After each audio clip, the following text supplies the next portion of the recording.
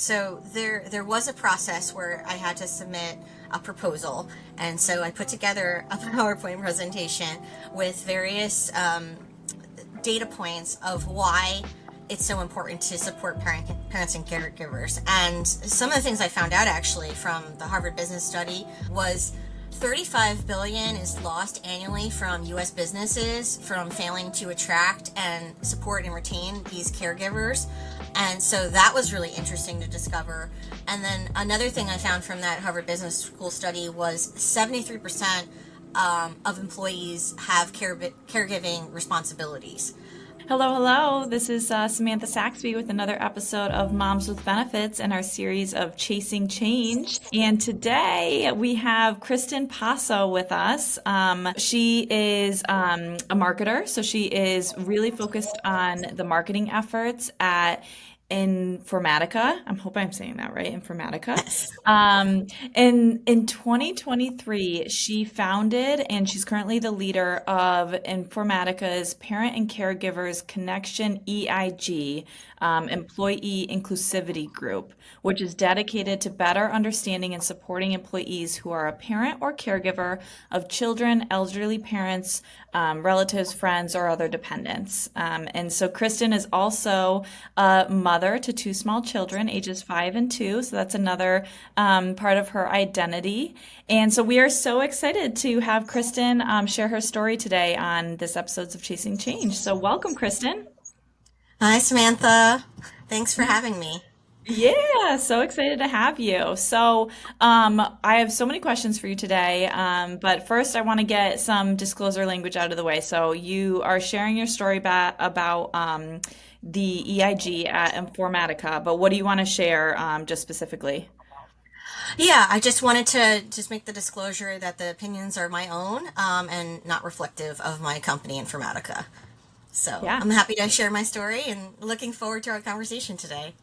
Awesome. All right, same here. Okay, well, thank you so much. So, yeah, let's get started. So, Kristen, I guess kind of broad question here, but so 2023, you founded the EIG. I love the EIG. Typically, I've seen them as employee resource groups, and this is called an employee inclusivity group. I love that.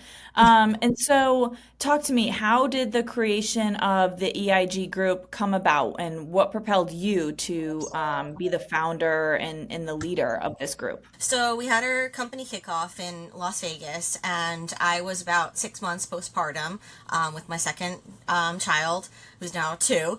And I was still breastfeeding and pumping and all of that. And it was really nice that they had a family pumping room in between sessions for me to pump at. But the one thing that was missing in that pumping room was a refrigerator. And so I had all my pumping gear, but I had nowhere to store it. I was like, what am I going to do? And so luckily, they had a refreshment break. And so I put my breast milk bag on ice in a cup and just said, this will have to do until I go back to my hotel room. And after the kickoff was over, I emailed my wonderful colleagues that are on our events to tell them, hey, thank you so much for having this family and pumping room, but you really need a refrigerator. And they're like, we're so sorry. So they made sure to put that in their plan for the following year. And then shortly after that, I said, you know what? I think I need to start the parents and caregivers group here and give a voice to other things that are going on. I wanted to provide a voice for the parents and caregivers and what we're going through in these dual roles, being workers and also caregivers. So it was really important to me to figure out how to provide support to our employees. Yeah, yeah, that's such a wonderful example that you gave about the fridge. It feels like, right, like they meaning, HR and the leaders of the organization were wanting to be so supportive, but it's important to be open to the employee's feedback because only the employee that's going through the pumping journey or the caregiver journey really understands what they need, i.e., a fridge. And so just a really, really great tangible example. So when you were like, I want to start this EIG, Was it difficult? Do you already have existing EIGs? Like, where did this thought kind of come to mind, and what was that journey like? So we already had 5 employee inclusion groups, and I was a member of our Somos group. That's our Hispanic and Latino group because my husband's Ecuadorian, and so my children are half Latino. So I was a member of that one. We also have a women in resource group, so that's our women who are either in marketing or sales. And then we have a Black resource group, Pride Alliance, and Women in Tech. And so it was really important for me to give a voice to the parents and caregivers because I felt like that aspect was missing. We actually just recently did a Pride event with the Parents and Caregivers Connection Group on the journey to parenthood. And so we talked about fertility, adoption, and someone who did foster care to adoption. And so that was really interesting to have the perspectives from each of those. We had 3 panelists, and they each talked about their individual journeys and what that looked like, especially given all the political things that are going on with fertility benefits and everything else. And so we really wanted to show support for employees and have them understand we're here for them. We want to have a conversation, and you're not alone in this journey. And so there's resources either at Informatica or there's other people to talk to about it that are facing similar struggles. Yeah, that's really powerful, and wonderful that the organization is clearly so supportive of EIGs in general and supporting the community in the voices that those communities uplift. So wonderful. Another question. So when you were passionate about, okay, I need to um, push for this parents and caregivers group to be created, like how did you do that? Is it an email to HR? Is it asking other people if anybody's interested? Was there a business case? Do you have to fight for a budget? Like, how complicated was it for you? Yeah, so I'm glad you asked that question. So there was a process where I had to submit a proposal, and so I put together a PowerPoint presentation with various data points of why it's so important to support parents and caregivers. And some of the things I found out actually from the Harvard Business Study was 35 billion is lost annually from US businesses from failing to attract and support and retain these caregivers. And so that was really interesting to discover. And then another thing I found from that Harvard Business School study was 73% of employees have caregiving responsibilities. So those were really two like incredible stats that I was like, if that alone doesn't support why this is so needed, let me go on. And so another thing I found was from AARP study that they had study that said 70% of working caregivers suffer from work-related difficulties due to their dual roles. And so that was incredible to discover that too. And I'm not surprised because it's so hard to maintain that work-life balance when you're trying to focus on work, but you're also thinking about your parenting and caregiving duties as well, and that mental load that's constantly in the back of your head, and that list that's always going on. And then the other stat that AARP had as well was that, and I don't think this is accurate because I feel like I spend more than this, was they estimated that employees spend an average of more than 20 hours a week on some sort of care. And I was like, that is probably wildly inaccurate, but hey, 20 is still a lot on top of probably a normal 40-hour work week that most people have if they're full time. So those are really interesting stats for me to discover, and I was like, wow. So I presented that in my deck, and then I also presented some goals that I had for the group to do, and one of those was the important sessions that I wanted to have, and then also moving the traction on some of our policies, so trying to get some feedback from our employees on more parenting and caregiving and family leave benefits that we could look into. Something new that actually we just got added to our benefits is we have United Healthcare, and a new thing that's incorporated into United Healthcare is Maven, and Maven offers fertility, prenatal, postpartum, and they also just added a menopause support as well. So it offers these wonderful resources to women and their partners going through their journey. Another thing I want to do is to celebrate the power of the pause. And the power of the pause is people taking career gaps. And so a lot of employers now are offering these it's kind of like an internship, but it's return to workships.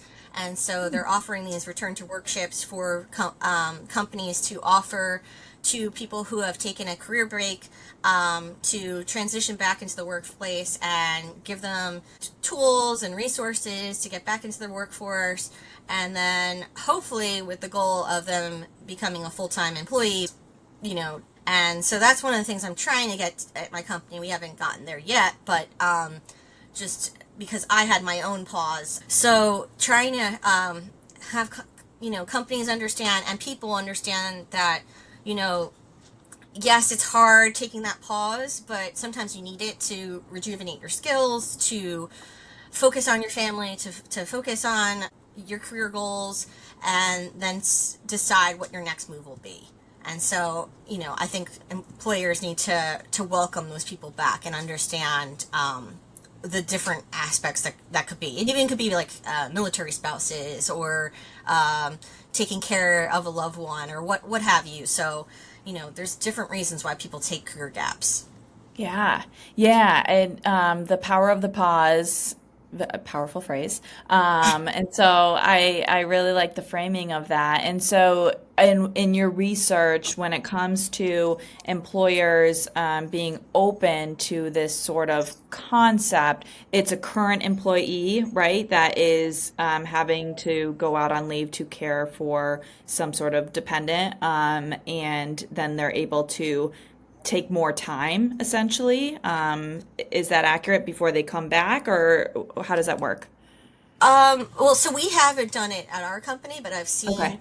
that other companies have done it, and it's usually not current employees. It's to attract new employees, and Oh. yeah, so to attract new employees who've had career gaps, who might have been overlooked, or they're scared about not having the skills, and so you transition them back and have them learn different technology skills or what have you. So understanding that there's a way back into the workforce. Wow. Yeah. I love that. Yeah. Okay. Interesting.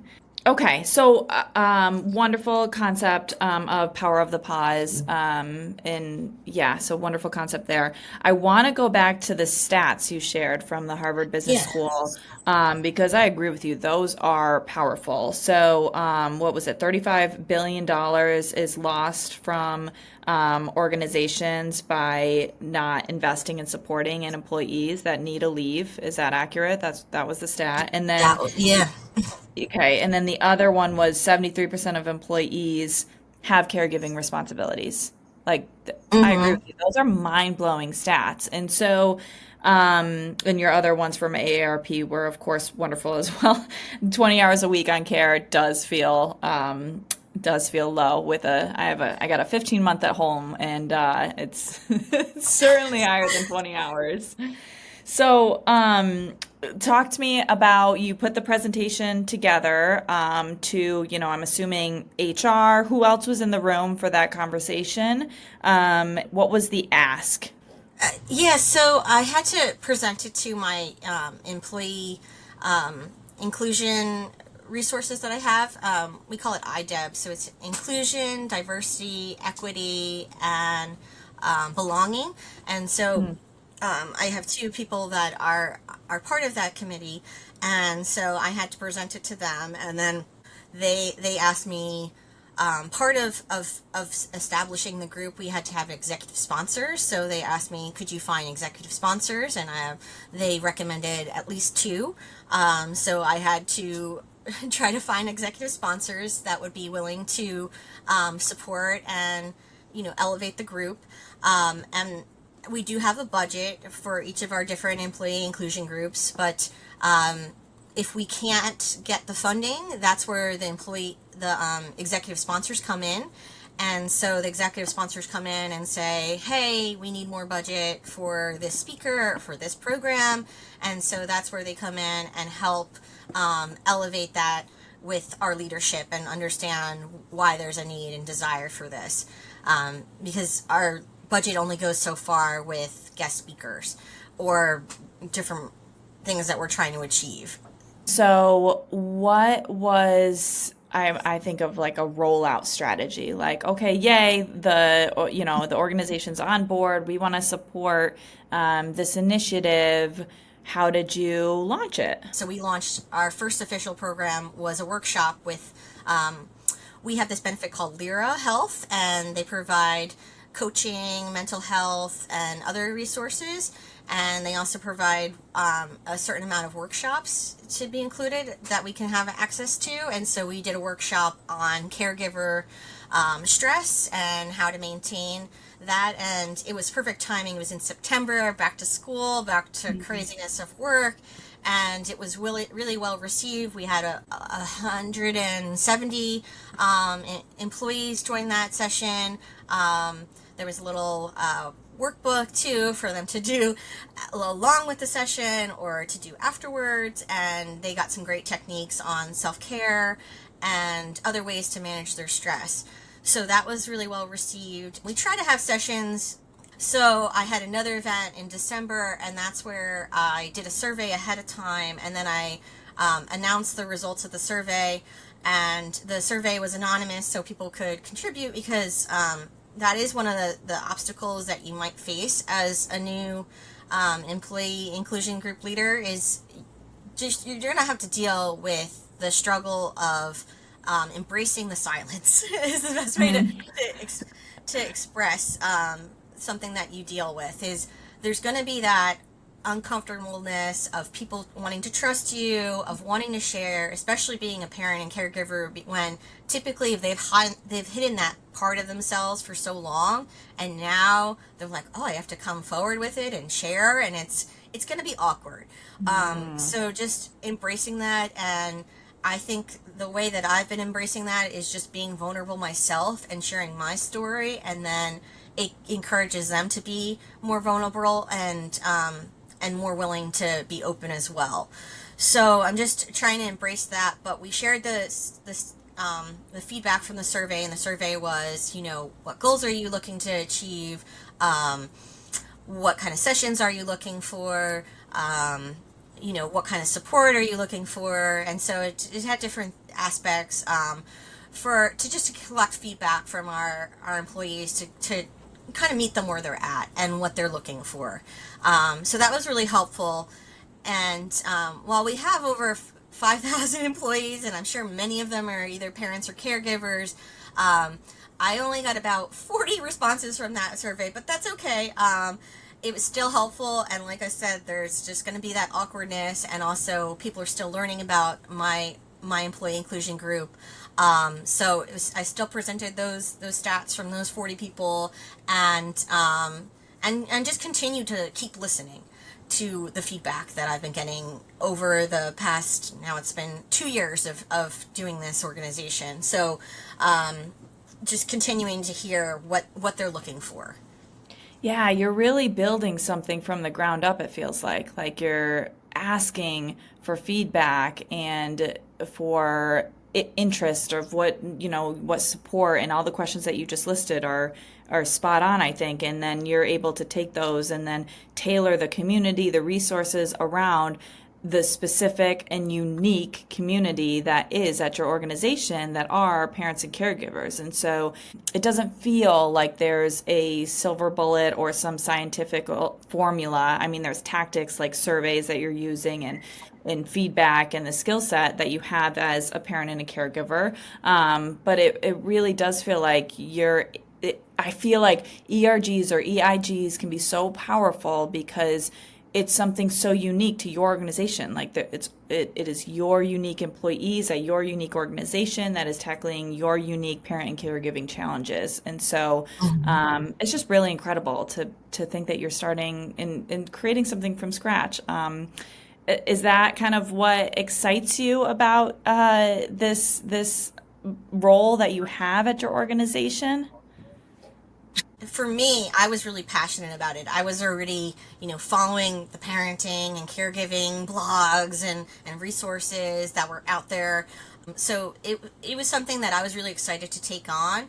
And so I think if somebody is wanting to do this at their own organization, I would say definitely ensure you have the passion, because it's a marathon. It's not a sprint. It's going to be a long commitment. It's a lot of work on top of your regular job. I think understanding that it's something that's really needed, because parents and caregivers have the skills that employers need. They need parents and caregivers because we have a growth mindset.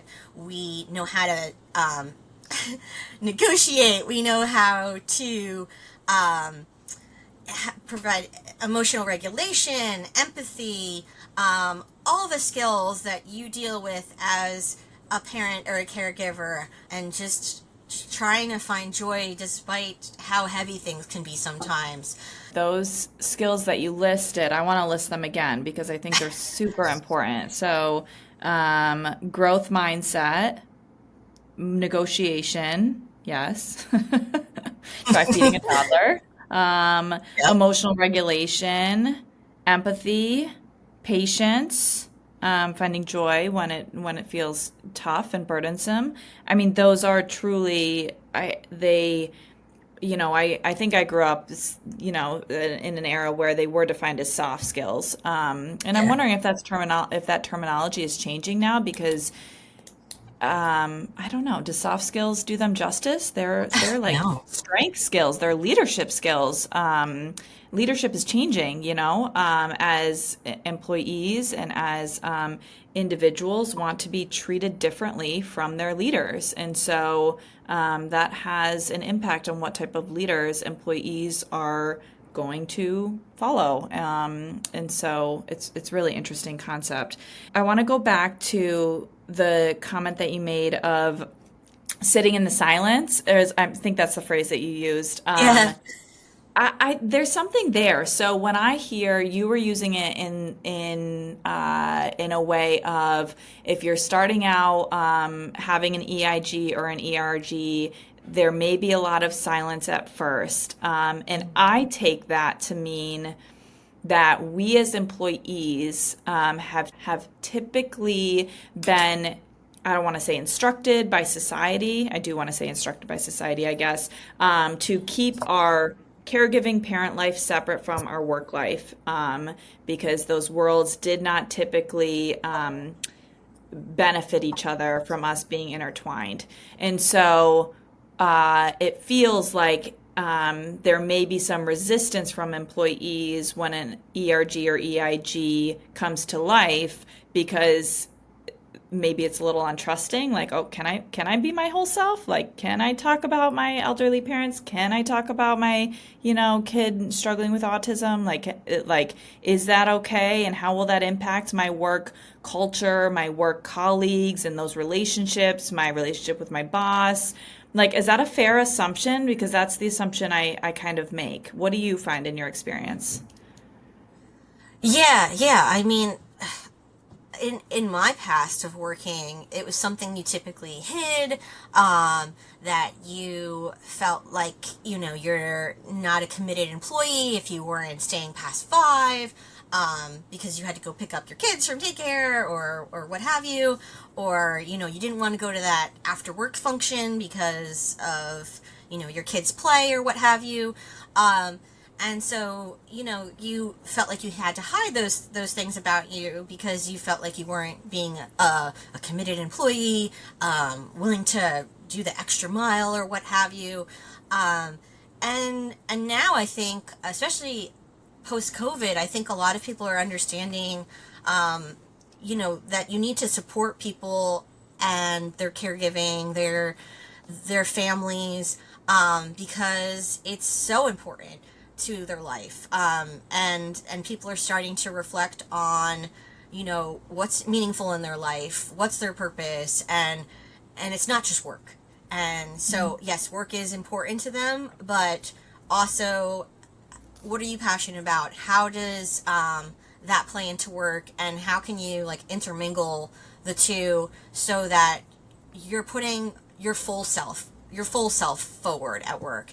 And I think if you're hiding that aspect of a parent and a caregiver, you're hiding yourself, you're hiding the full potential that you have at work.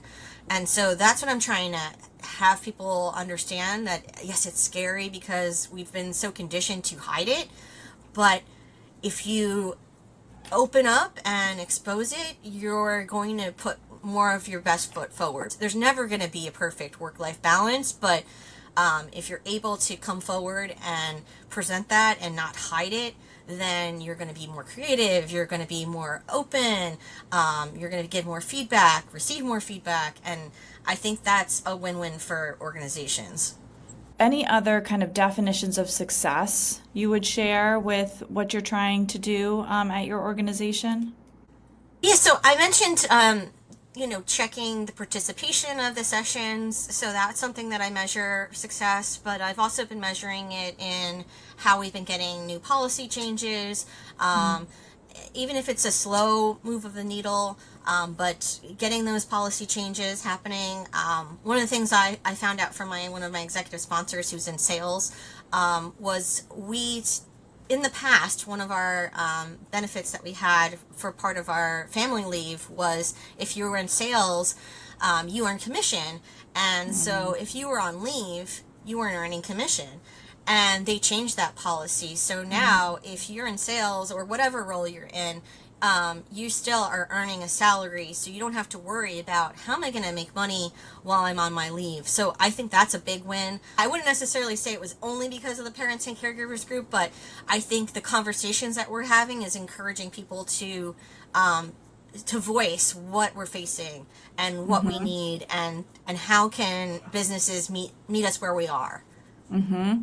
I love that example. So at Moms with Benefits, we focus on the financial stability of motherhood. And so when there is, and I love that your example, it sounded like included a dad in this case taking his leave. And so the financial impact of motherhood exists, like it exists. And Yeah. so it's we get a lot of individuals coming to us that are in a sales role that say, I'm taking the biggest hit of my career trajectory so far because I'm choosing to use my leave because of the way the commissions and everything is structured. And so that is a really incredible success marker, I think, of your EIG. And you only existed a year ago, like, right? So Yeah. and you've already been able to do that. Like, that truly, Kristen, is incredible and impactful and will affect the bottom line for so many parents that I think that deserves just like the biggest call out. That's really, really impressive and impressive Thank for you. And I hear you when you say that it wasn't just because of the caregivers and the parents EIG, because that is a benefits decision. There's HR folks at the you. table. There's, I'm assuming, executive leadership at the table. Leadership. It probably went all the way up to the CEO. Like, there is a lot of players involved in that decision, and Yep. they all were willing to come to the table and listen to the problem, understand the problem, and then actually execute a solution. So that's wonderful. So thank you so much for sharing that. Yeah. Another one that I forgot to mention too, that they just announced that I was super excited to hear about. They recently announced a long-term care insurance, Mm. and I thought that was incredible that that's a new thing that they're offering. So this insurance provides an optional cash method to pay for caregiving services in the event that the employee can't perform essential day-to-day activities or require caregiving assistance, and it's a voluntary employee benefit, but and it's available to our U.S. employees and their spouses and their just domestic partners. But I thought that was an incredible benefit too, that they were moving the needle in as well. Probably again, not only because of the employee inclusion group, it was just feedback from our employees Mhm. being more vocal, understanding that this is something that we need. You're able to kind of give them a trusted window into what employees are really thinking, Mm-hmm. and what are the actual employee challenges that those benefits, which are an investment on the company Yep. perspective, like these benefits are, not necessarily free. And so there are strategic investments that companies need to make. And so to be able to make sure that they are actually hitting the pain points and the challenges of their employees, I think is a wonderful function, whether intended or not, that the EIG can do. So great example. Do you mind sharing where you're at with paid leave and your organization's status there? Yeah, I mean, I think that we have a really generous paid leave program, that's that's included to our full-time employees. I don't know about part-time, Mhm. so I can't really fully speak on that. But as a full-time employee, I had access to it, um, and it allowed me to take almost about 3 months with my daughter, when she was born, which was incredible. So that was really nice, and I was able to fully, you know, take care of my daughter and not stress about work and how I was gonna provide for my family. Um, and so that was a really great benefit to have. Another thing that I think my company did really well was they were really great about welcoming me back. I didn't feel like overwhelmed coming back. They like eased me into coming back. They were including me, not like, shooing me out of certain things. Like sometimes you hear when you come back from maternity leave or paternity leave or what have you, family leave, that, people are scared to give you things, or scared to tell you, oh, do you want to take this trip for such and such event? And they just, were really encouraging. They were like, if you don't want to, that's okay. And I was like, Mhm. oh, wow, that's really nice that they're understanding that, it might not be a good time for me. Even that company kickoff, I didn't have to go, but I wanted to go because I work virtually, so it was really important to me to finally meet a lot of my colleagues. Mm. But they gave me the option. They're like, if you don't want to go, that's okay. And so, yeah, I wanted to meet my colleagues, and so I went. But yeah, they've been really encouraging and welcoming people back. And I've been trying to encourage my other colleagues who come back from their leaves too. I've been, giving them resources, or just saying like, whatever you need, if you want help on understanding breastfeeding and pumping, I can help you out, or I can refer you to somebody. Let me know. So, just trying to, yeah, help people wherever they're at with their journey, coming back from leaves. Yeah. Yeah. Yeah, wonderful. Oh, okay. All right. So we're almost up on time here. Is there anything else you'd like to share with the listeners today? Sometimes, we have a lot of listeners, or folks that reach out to us of how do I start an EIG, or an ERG? How do I advocate for paid leave at my organization? We have a lot of HR leaders that reach out to us saying like, how can I make sure my policies are inclusive? So kind of just knowing what our listeners are kind of looking for. Anything else or you want to share, or leave them with? Yeah. So as I said, present a case. So give them the stats to back it up. I can provide you with that Harvard Business Study and those ARR resources, but give them the details behind it and why it's important to, support, retain, and attract parents and caregivers. Give them an understanding of why employees need these policy changes, and how that'll help support them. And if you don't know who to talk to, just ask around. I That was a lot of what I did, was I asked the other leaders of our employee inclusion groups for feedback and said, I'm struggling with this. How can you help me? I also listened to different podcasts and different webinars from other employee resource groups and people in the DEI space. So just trying to educate yourself on how to be effective and how to start it. I think education is a big part of it. Awesome. Yeah. Well, thank you so much, Kristen, for joining us and sharing your experience as the founder and leader of a Caregiver and Parents EIG group. Thank you again. Thank you so much, Samantha, for having me.